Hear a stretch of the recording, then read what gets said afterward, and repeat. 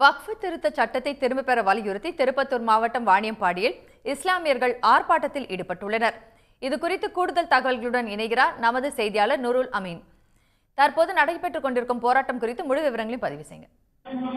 திருப்பத்தூர் மாவட்டம் வாணியம்பாடி நகராட்சி அலுவலகம் அருகில் all India Muslim personal law board, Jamathul Ulama Sabai, அரசியல் கட்சிகள், இஸ்லாமிய கூட்டமைப்பு மற்றும் சமூக ஆர்வலர்கள் இணைந்து மத்திய அரசு கொண்டு வந்துள்ள வக்ஃப் வாரிய திருத்த மசோதாவுக்கு எதிர்ப்பு தெரிவித்து கண்டன ஆர்ப்பாட்டம் மற்றும் பொதுக்கூட்டம் நடைபெற்று வருகிறது.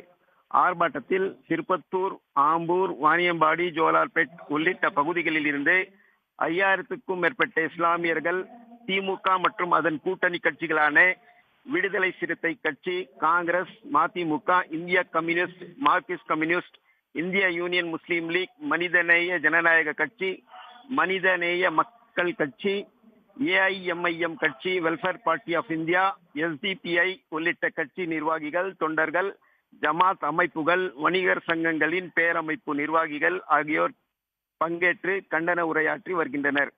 ஆர்ப்பாட்டம் நடைபெற்ற இடத்தில் ஒரு ஏடிஎஸ்பி தலைமையில் 3 டிஎஸ்பிகள், 7 ஆய்வாளர்கள், 30 உதவி ஆய்வாளர்கள் உட்பட 300 காவலர்கள் பாதுகாப்பு பணியில் ஈடுபட்டு வருகின்றனர். அண்மை தகவல்களுக்கு நன்றி நூருல் அமீன். உடனுக்குடன் செய்திகளை தெரிந்து கொள்ள சன் நியூஸ் பெல் ஐகானை கிளிக் பண்ணுங்க.